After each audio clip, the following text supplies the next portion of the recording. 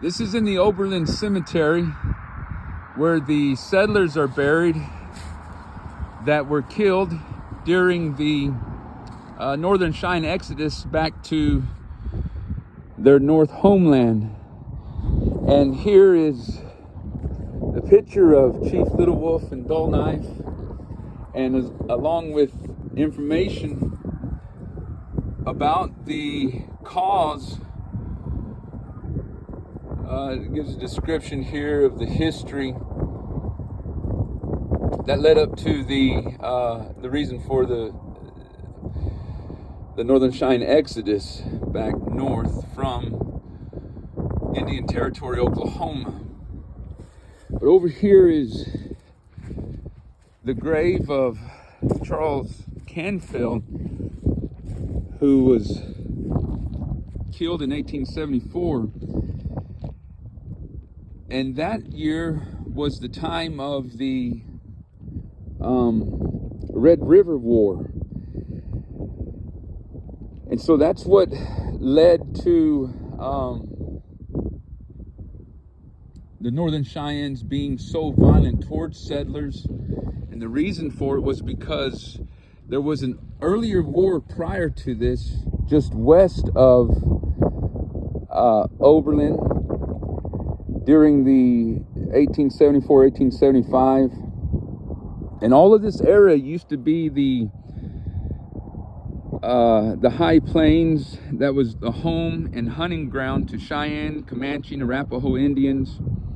But with the continued railroad construction and the growth of permanent settlements and American westward expansion during the 1860s and 1870s, it threatened these lands, resulting in an increased tension and armed conflict.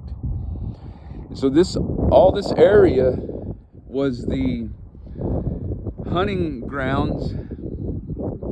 And just further west or east, I'm looking east, and just further east of here, about an hour east, along the South Fork, is the area where in 1857 the U.S. Cavalry first encountered the Northern Cheyenne in conflict, and Carriage the Otter was killed there, who was the father of the later Chief Two Moons, who is worked as a scout for General Miles, and who Miles City, Montana is named after, and worked for a scout tracking down the Nez Perce in Montana. And Two Moons would, as a result of their efforts as being scouts for the cavalry, for the military, they would secure the Tongue River Reservation. But prior to this incident that happened and occurred here in Oberlin was the Red River War of 1874 and 1875. And it started over in west of here, this is the west direction.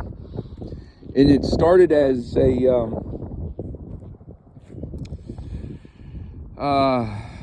on Sapa Creek.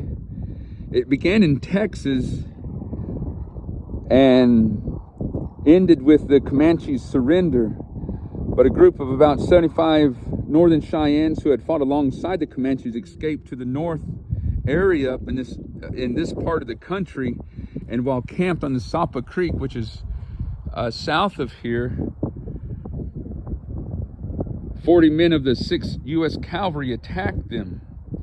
And 2 troopers and almost 30 Indians, men, women, and children were killed. And the brutality of this surprise dawn attack remained a bitter memory, perhaps helping explain the murder of more than 30 settlers on Sapa and Beaver Creeks in Rawlins and adjoining Decatur County during the Cheyenne famous trek north in the autumn of 1878.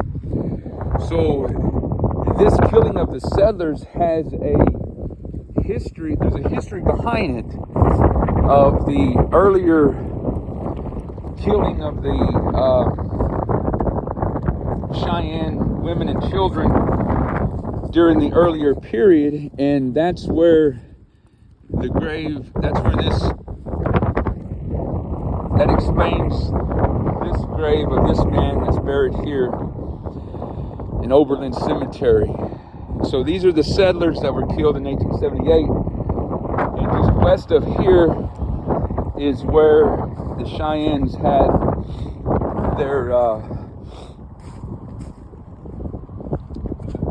their exodus. And west of here and southwest is the Sapa and Beaver Creek area where the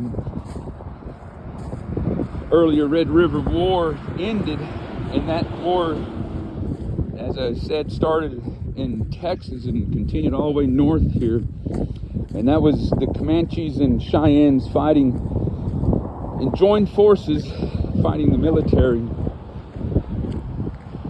And so there's a lot of famous chiefs of the tribes that were in this area. In 1878, this was the coming of the end of the War of the High Plains.